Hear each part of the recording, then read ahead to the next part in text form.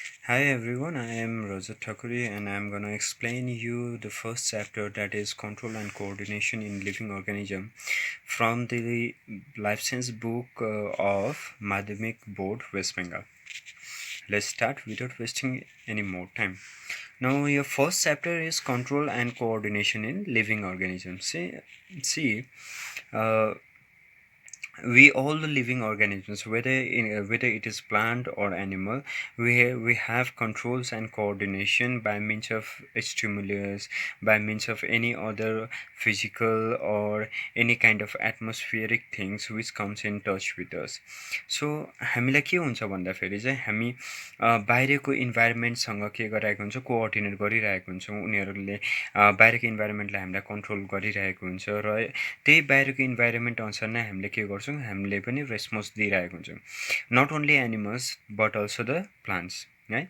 अनि त्यसकै बारेमा चाहिँ हामी यो च्याप्टरमा आज पढ्नेछौँ। Okay, so control and coordination in living organism. Number 1A, sensitivity and response in plants. Sensitivity भनेको के हो अनि रेस्पोन्स भनेको के हो प्लान्टमा, त्यो आज हामी पढ्नेछौँ।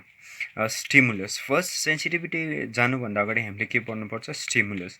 What is stimulus? The change in environmental condition which provides appreciable effect in plants is described as stimulus.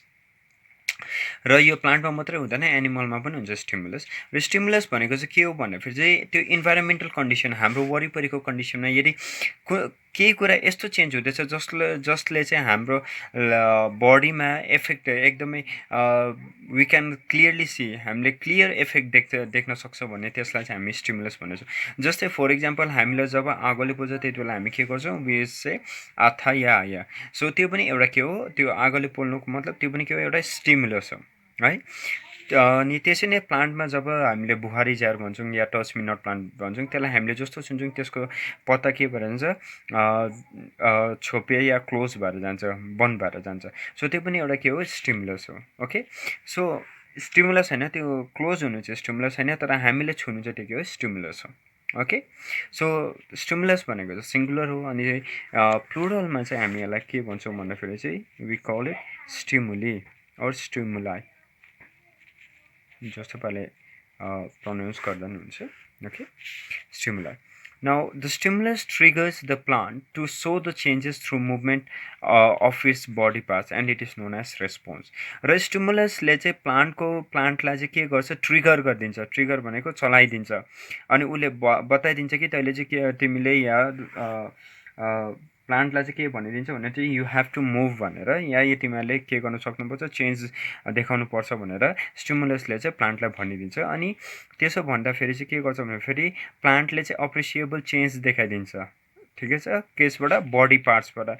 अनि त्यो बडी पार्ट्स जुन चाहिँ चेन्ज देखाउँछ, त्यो चेन्ज देखाउनुलाई चाहिँ हामी के भन्छ, रेस्पोन्स भनेर भन्छ, RESPONSC। जस्तै हामीले अघि मैले भने इक्जाम्पल दिएँ कि आगोले पोल्दाखेरि हामीले आइया भन्छ, त्यो आइया भन्नुको चाहिँ अर्थ चाहिँ के हो, रेस्पोन्स हो। Next one is the stimulus take some time to reach the region of response, that particular time is known as transmission time. अब जस्तै आगोले पोल्ने बित्तिकै हामी आइया भन्दैन, त्यो आगोले पोल्ने बित्तिकै के हुन्छ भन्दाखेरि त्यो जुन चाहिँ रेस्पोन्स आउनुभन्दा अगाडि चाहिँ त्यो पोलेको जग्गाबाट चाहिँ पहिला कसलाई मेसेज जानु पऱ्यो, ब्रेनलाई जानु पऱ्यो, अनि ब्रेनले चाहिँ भन्छ कि आइया भन् भनेर, त्यस पश्चात मात्रै हामीले आइया भन्छौँ। र त्यो टाइमले चाहिँ हामी के भन्छ, ट्रान्समिसन टाइम। त्यस्तै नै प्लान्टलाई पनि छुने बित्तिकै टक्कै क्लोज हुँदैन, त्यसको एउटा टाइम हुन्छ, त्यो स्टिमुलसले एड गरेर त्यहाँ एउटा रेस्पोन्स दिने बिचको समयलाई चाहिँ हामी के भन्छ, ट्रान्समिसन टाइम, है।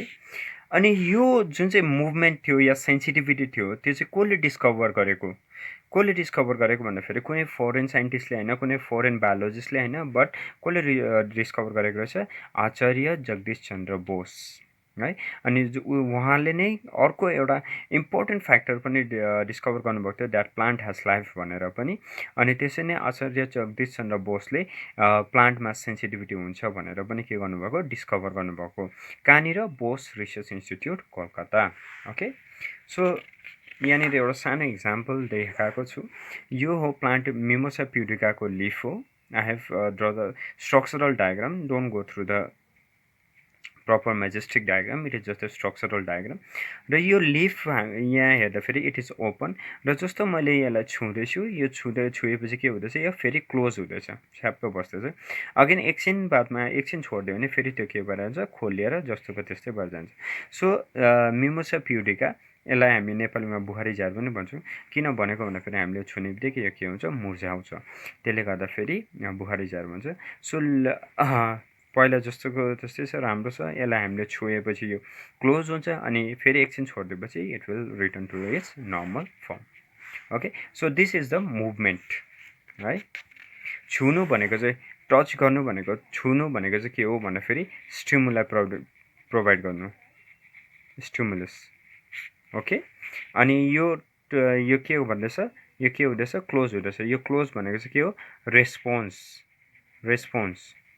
क्लोज हुनुको मतलब के हो रेस्पोन्स अनि यो बिचको योदेखि यहाँबाट छोएर जब यो रेस्पोन्स दिने समयको एउटा टाइम ग्याप छ यो टाइम ग्यापलाई चाहिँ हामी के भन्छौँ भन्दाखेरि चाहिँ what we call it transmission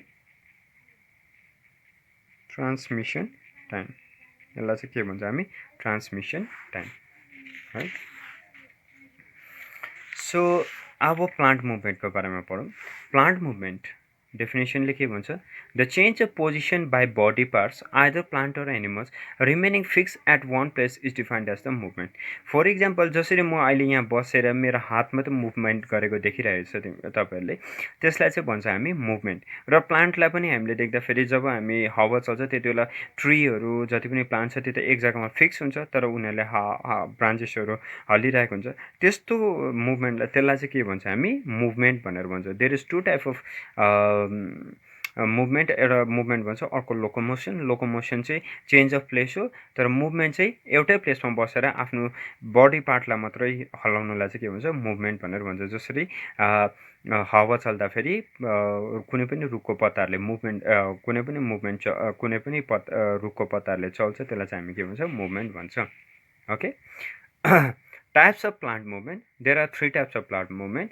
tactic movement जसलाई चाहिँ केले ट्रिगर गर्छ भन्दाखेरि external stimulus like temperature heat है टेम्परेचर हिट अनि अरू फ्याक्टरहरू छ जुन चाहिँले चाहिँ ट्याक्टिक मुभमेन्टलाई के गर्छ लाइटले है त्यसलाई चाहिँ के भन्छ ट्याक्टिक मुभमेन्ट भन्छ यदि प्लान्टलाई टेम्परेचर लाइटले गर्दाखेरि मुभमेन्ट हुँदैछ भने त्यस्तो मुभमेन्टलाई के भन्छ ट्याक्टिक मुभमेन्ट भन्छ त्यसरी नै there are tropic movement direction of stimuli भनेको the stimuli can be temperature water or gravity है त्यसको डाइरेक्सनमा मुभमेन्ट हुँदैछ भने त्यसलाई ट्रपिक मुभमेन्ट भन्छ अनि नेस्टिक मुभमेन्ट भनेको चाहिँ रेस्पोन्स टु इन्टेन्सिटी आज कति लाइट छ या कति टेम्परेचर छ कतिको कडा घाम छ या कतिको कम्ती घाम छ त्यसको रेस्पोन्समा यदि प्लान्टले मुभमेन्ट देखाउँदैछ भने त्यसलाई चाहिँ के भन्छ we call it nastic movement है त so let us go with the tactic movement अनि ट्याक्टिक मुभमेन्टको डेफिनेसनले के भन्छ the movement induce by the external stimuli like temperature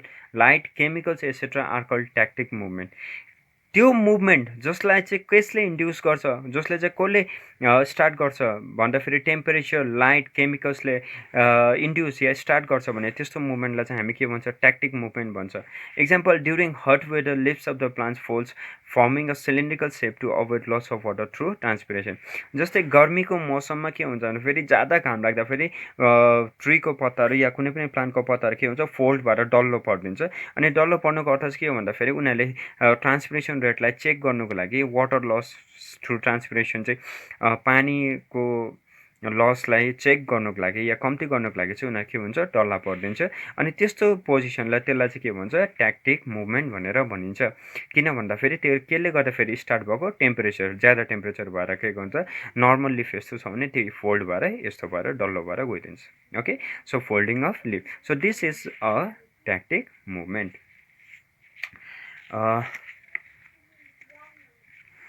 र जुन टाइम दिएको समय दिएको थियो यो समयमा मैले यति नै एक्सप्लेन गर्न सकेँ there are various things I need to explain है तर मैले यति नै एक्सप्लेन गर्न सकेँ 10 मिनटमा so I hope you could understand तपाईँले यो कुराहरू मैले जति पनि सम्झाएँ त्यो बुझ्नुभयो अनि यदि समय पाएछु भने another topic I will cover in next next video. Thank you so much. Coming back to the next video, पहिला नै हामीले ट्याक्टिक मुभमेन्टलाई सर्ट रिभिजन गरौँ. पहिला नै मैले पढाइसकेको छु र पनि short revision. Tactic movement. The movement induced by external stimuli like temperature, light, chemicals, etc. are called tactic movement.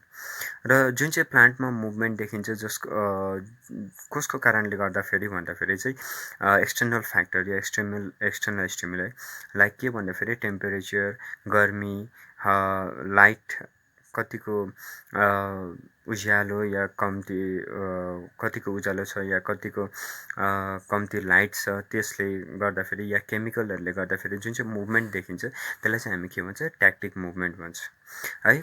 For example during hot weather, जुन गर्मीको मौसममा के हुन्छ भने during hot weather leaves of the plants folds forming a cylindrical shape to avoid loss of water through transpiration.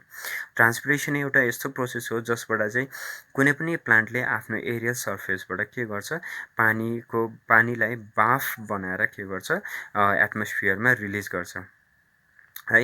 अनि त्यस्तो गर्दाखेरि चाहिँ के हुन्छ भन्दाखेरि आफ्नो ट्रीले या कुनै पनि प्लान्टले आफ्नो जिउबाट के गरिरहेको हुन्छ, पानी कन्टिन्युसली लुज गरिरहेको हुन्छ. र गर्मीको मौसममा प्लान्टलाई पनि पानी चाहिन्छ, बचाएर राख्नु पर्नेछ. र त्यो बचाएर राख्नुको लागि चाहिँ के गर्छ भन्दाखेरि चाहिँ जुन चाहिँ यो ओपन लिफ छ, यो ओपन लिफ चाहिँ के भएर फोल्ड भएर सिलिन्ड्रिकल फर्म हुन्छ. अनि यसरी सिलिन्ड्रिकल फर्म हुँदाखेरि चाहिँ पानी कम्ती मात्रामा के गर्नु सक्छ, यिनीहरूले लुज गर्नु सक्छ.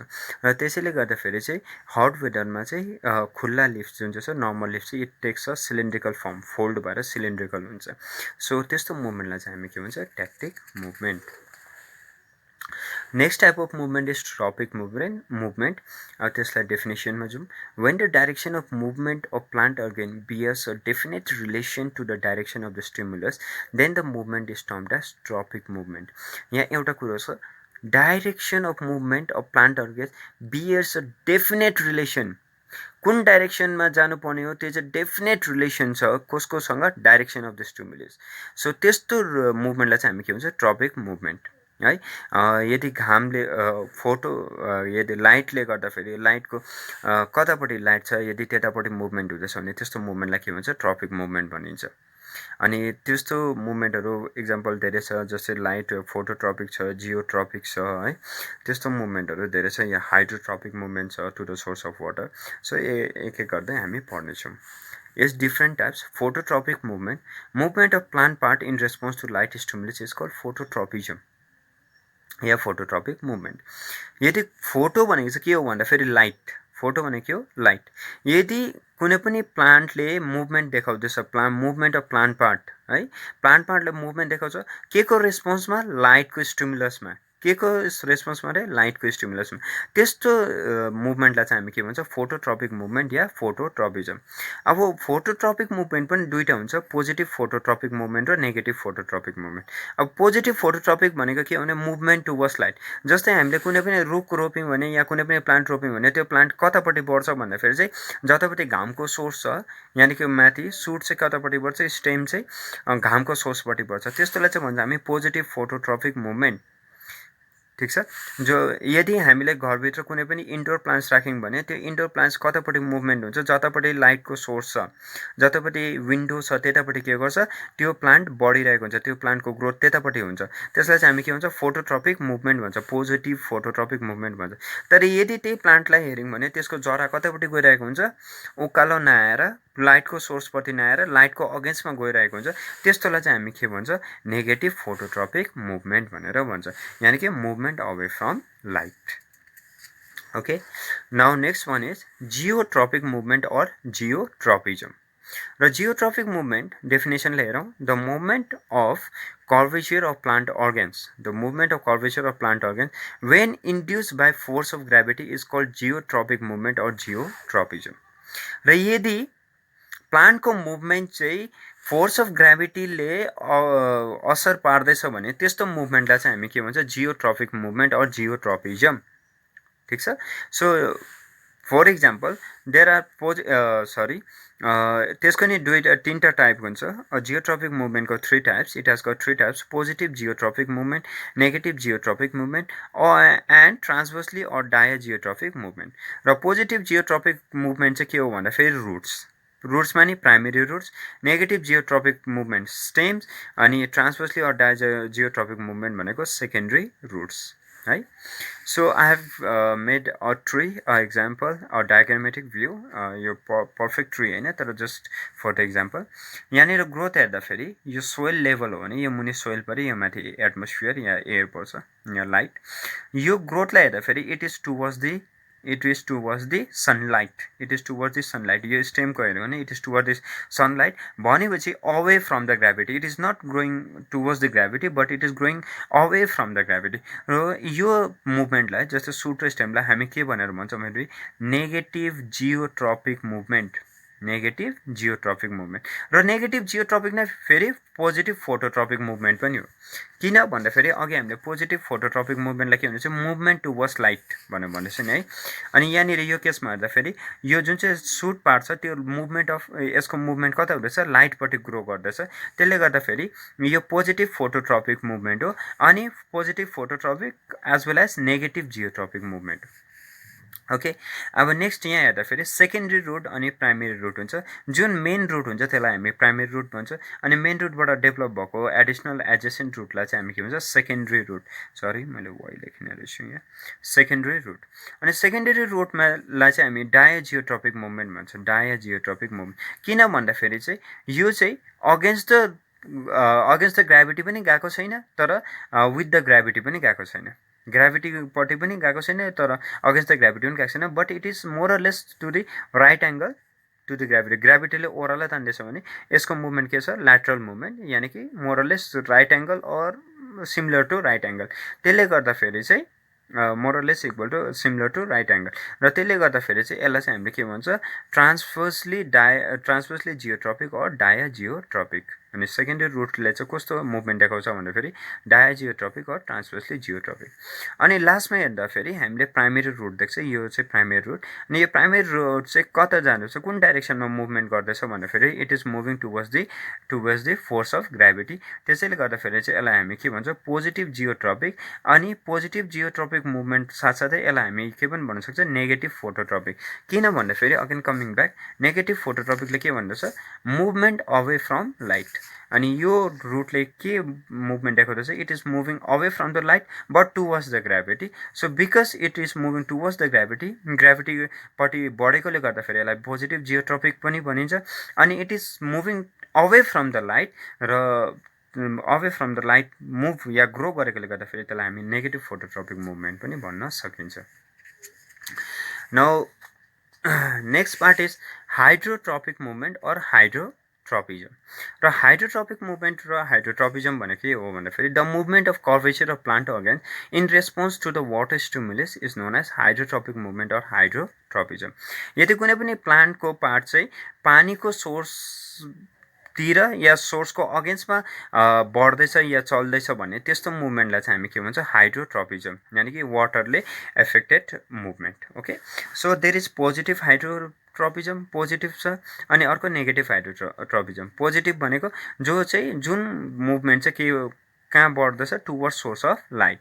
अनि नेगेटिभ हाइड्रोट्रोपिजम भनेको away from source of water, and towards source of water. Okay, so यहाँनिर एउटा एक्जाम्पल एक्सपेरिमेन्ट पनि बनाइदिएको छु, साथसाथमै यसबाट एक्जाम्पल पनि हुन्छ. यहाँनिर मैले पानीमा चाना भिजाएको छु एउटा काठको टक्टीमा राखेर. अनि यो सिड हो अनि वाटर. सो अलिक दिनमा मैले यहाँ वाटर ज्यादा बनाएको छु, यहाँ वाटर ठिकै छ. सो वाटर लेभल एक दुई दिन बादमा हामीले हेर्दा के देख्छौँ भन्दाखेरि चाहिँ चानाले के गरेको हुन्छ, एउटा सुट जस्तो डेभलप गरेको हुन्छ. अनि यो फर्स्ट डेभलप जुन चाहिँ पानीको दिशामा जान्छ या पानीको डाइरेक्सनमा जान्छ त्यसलाई चाहिँ हामी के भन्छ, रेडिकल भन्छ. अनि यसलाई चाहिँ हामी के भन्छ, पोजिटिभ हाइड्रोट्रोपिक मुभमेन्ट. किन भन्दाखेरि चाहिँ यो वाटरको सोर्सतिर जाँदैछ. अनि यसलाई चाहिँ यो पार्टलाई चाहिँ के भन्छ, रेडिकल, जुन चाहिँ पछि गएर केमा डेभलप हुन्छ, रुटमा डेभलप हुन्छ.